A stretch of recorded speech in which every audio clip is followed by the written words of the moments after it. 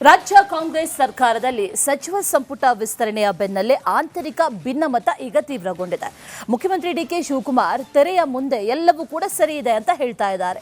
ಮಂತ್ರಿಗಿರಿ ಸಿಗದಂತ ಶಾಸಕರ ಆಕ್ರೋಶ ಮಾತ್ರ ಈಗ ಒಂದು ರೀತಿಯಲ್ಲಿ ಬೂದಿ ಮುಚ್ಚಿದ ಕೆಂಡದಂತಿದೆ. ಈ ಆಂತರಿಕ ಅಸಮಾಧಾನ ಇದೆಯಲ್ಲ, ಅದು ಮುಂಬರುವಂತ ಸ್ಥಳೀಯ ಸಂಸ್ಥೆಗಳ ಚುನಾವಣೆ ಮೇಲೆ ಪರಿಣಾಮ ಬೀರಲಿದೆ ಅನ್ನುವಂಥ ಲೆಕ್ಕಾಚಾರ ಕೂಡ ಮಾಡಲಾಗ್ತಾ ಇದೆ.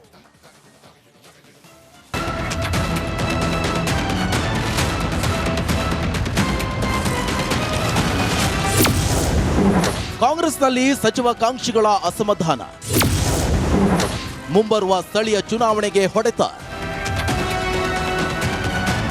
ರಾಜ್ಯ ಕಾಂಗ್ರೆಸ್ನಲ್ಲಿ ಸಂಪುಟ ಸಂಕಟ ಮುಂದುವರೆದಿದೆ. ದಿನ ಕಳೆದಂತೆ ಮಂತ್ರಿಗಿರಿ ಸಿಗದ ಶಾಸಕರ ಆಕ್ರೋಶದ ಕಿಚ್ಚು ಜ್ವಾಲಾಮುಖಿ ರೂಪ ತಾಳ್ತಾ ಇದೆ. ಸಚಿವ ಸ್ಥಾನ ಸಿಗದ ಮಹದೇವಪ್ಪ, ಎಂ ಕೃಷ್ಣಪ್ಪ ದೆಹಲಿಗೆ ಹೋಗಿ ಹೈಕಮಾಂಡ್ ಕದ ತಟ್ಟಿದ್ದಾರೆ. ಇನ್ನು ಕೆಲ ಅಸಮಾಧಾನಿತ ಶಾಸಕರು ಒಳಗೊಳಗೆ ಕುದಿಯುತ್ತಿದ್ದಾರೆ.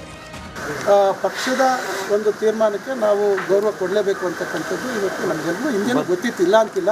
ಆದರೆ ಕೆಲವು ವಿಚಾರಗಳನ್ನು ಪಕ್ಷ ಕೂಡ ಸ್ವಲ್ಪ ಆಲೋಚನೆ ಮಾಡಬೇಕಿತ್ತು ಅಂತಕ್ಕಂಥದ್ದನ್ನು ನಾನು ಆ ಸಂದರ್ಭದಲ್ಲಿ ವ್ಯಕ್ತಪಡಿಸಿದೆ.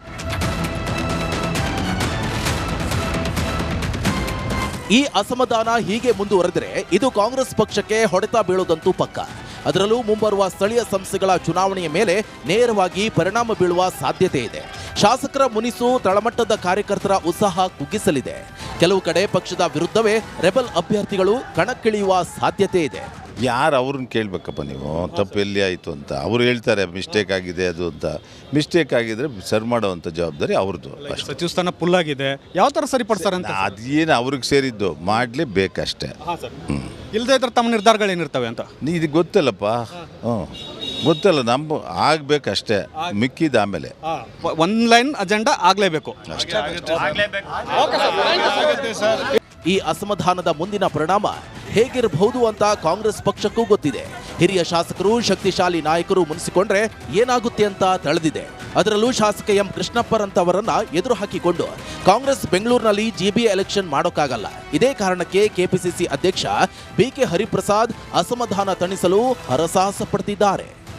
ರಾಹುಲ್ ಗಾಂಧಿ ಅವರು ಇನ್ನು ಕೆಲವು ದಿನದಲ್ಲಿ ಅವ್ರ ಹತ್ರನೇ ನೇರವಾಗಿ ಮಾತಾಡೋ ಅವಕಾಶಗಳಿದೆ. ಅವರೇ ಮಾತಾಡಿ ಅವ್ರನ್ನ ಸಮಾಧಾನ ಮಾಡ್ತಾರೆ ಅನ್ನೋದು ನನ್ನ ನಂಬಿಕೆ. ಅಷ್ಟರವರೆಗೂ ಇವರು ಸಹ ಪಕ್ಷಕ್ಕೆ ಯಾವುದೇ ರೀತಿ ತೊಂದರೆ ಆಗದ ರೀತಿ ನಡ್ಕೊಂಡಿದ್ದಾರೆ. ಅದು ಒಂದು ಭಾಳ ಸಂತೋಷ.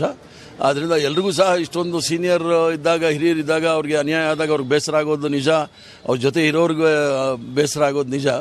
ಆದಷ್ಟು ಅದನ್ನು ತಡ್ಕೊಂಡು ಹೋಗೋಣ ಅಂಥೇಳಿ ಅವರಲ್ಲಿ ಮನವಿ ಮಾಡಿದ್ದೀನಿ. ಸಮಾಧಾನವಾಗಿದ್ದೀನಿ ಅಂತ ಹೇಳಿದ್ದಾರೆ, ಅದೇ ಸಂತೋಷ. ಅದು ಅವರು ರಾಹುಲ್ ಗಾಂಧಿ ಅವರು ಡಿಸೈಡ್ ಮಾಡ್ತಾರೆ, ಅವರೇ ಮಾತಾಡಿದಾಗ ಗೊತ್ತಾಗುತ್ತೆ, ಅವ್ರಿಗೆ ಗೊತ್ತಾಗುತ್ತೆ. ಆಪ್ಷನ್ ಅನ್ನೋದು ನೀವು ಹೇಳ್ಬಿಟ್ರಿ, politics is game of possibilities ಇರುವಾಗ ಏನಾದರೂ ಆಗುತ್ತೆ ಪಾಲಿಟಿಕ್ಸಲ್ಲಿ. ಅದು ಯಾರಿಗೂ ಗೊತ್ತಾಗೋದಿಲ್ಲ ಏನಾಗುತ್ತೆ ಅಂತ ಹೇಳಿ.